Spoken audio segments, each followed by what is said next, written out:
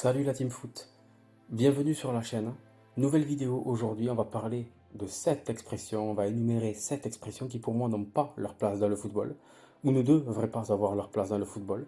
Des expressions que je trouve ridicules et parfois incompréhensibles. On commence tout de suite par la première, la main involontaire, que j'ai du mal à accepter et à comprendre quand un commentateur notamment parle d'une main comme étant involontaire, comme pour dédouaner le joueur. C'est une main, c'est tout.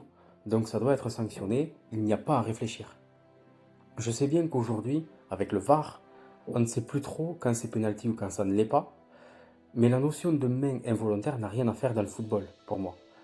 Dans le feu de l'action, un joueur peut être contraint de faire une main parce qu'il est poussé à la faute. Mais vous connaissez, vous, un défenseur ou un joueur de football, peu importe le poste, qui fait volontairement une main au cours d'un match et qui par la même occasion va aller contre son équipe volontairement? Non. Et heureusement, un joueur ne fait pas de main de manière volontaire, ne fait pas exprès de faire une main au cours d'un match, à part le gardien de but, évidemment. Ok, on passe à la suivante, un peu dans le même style, quand on entend un commentateur parler d'une faute involontaire. Là aussi, une faute est une faute, que ce soit volontaire ou pas, c'est faute. Alors c'est vrai, contrairement à la main, une faute effectuée volontairement, ça existe. On en voit à chaque match, notamment pour empêcher la transition de l'équipe adverse, pour empêcher que l'équipe adverse parte rapidement en contre. Mais dans les deux cas, c'est une faute et ça doit être sanctionné par l'arbitre. Je ne comprends pas quand j'entends un commentateur spécifier, parler d'une faute comme étant involontaire, comme si le fait que ce ne soit pas fait exprès, ça ne devrait pas mériter de sanction. Non, c'est faux. Si un tacle est mal maîtrisé, c'est faute, c'est tout. Une faute est une faute et il n'y a pas à réfléchir sur le fait que ce soit volontaire ou involontaire. On continue, en voilà une autre que j'ai du mal à saisir, la fameuse interprétation de l'arbitre. Donc aujourd'hui, on a des règles dans le football qui ne servent plus à rien du tout. On est passionné de football, le sport le plus populaire, mais aussi le sport le plus flou en termes d'arbitrage et de règles. On pourrait avoir des règles claires, simples, qui enlèvent tout doute avec un arbitre garant de la bonne tenue d'une rencontre, et par extension de l'équité sportive également, mais non. Nous avons tout l'inverse. Aujourd'hui, on a des règles floues, confuses, et en plus qui changent d'un match à l'autre en fonction de la fameuse interprétation de l'arbitre.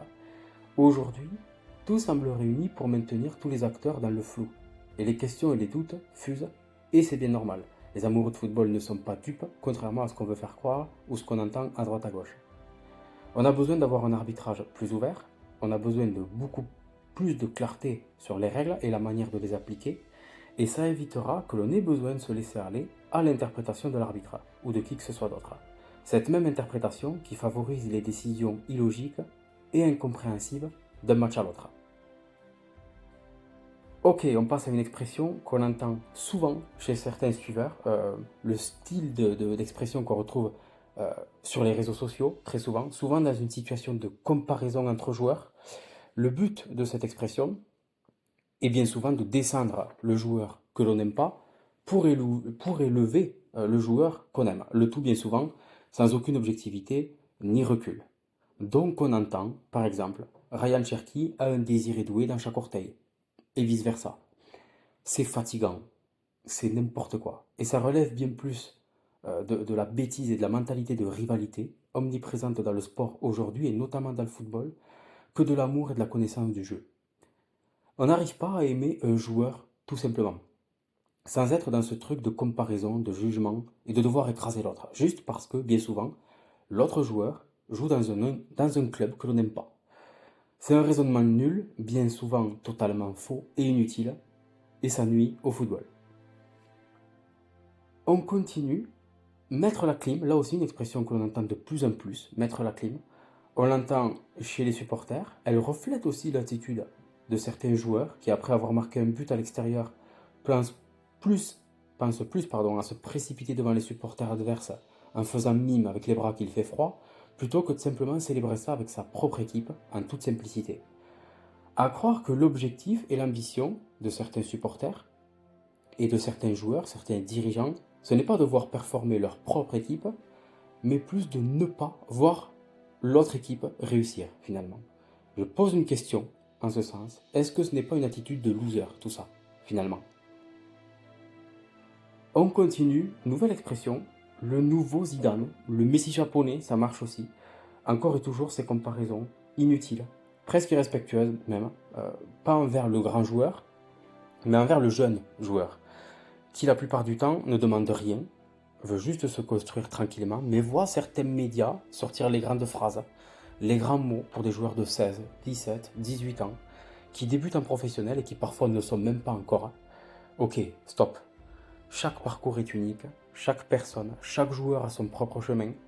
Laissons les joueurs tranquilles, surtout ces jeunes joueurs, pour qu'ils se construisent tranquillement.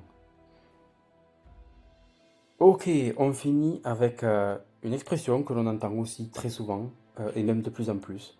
La meilleure équipe sur le papier.